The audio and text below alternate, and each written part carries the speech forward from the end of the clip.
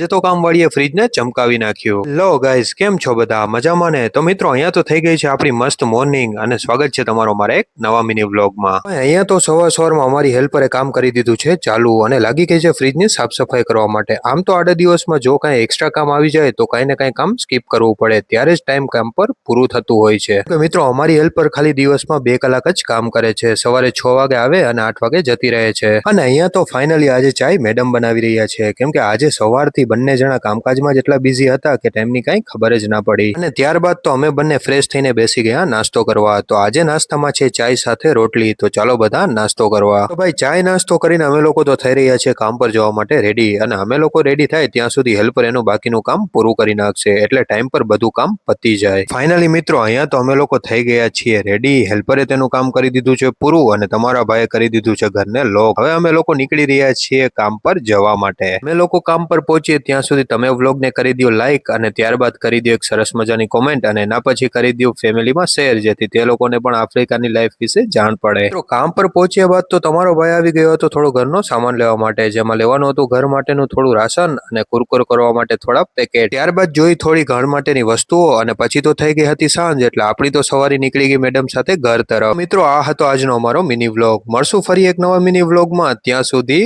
Bye bye.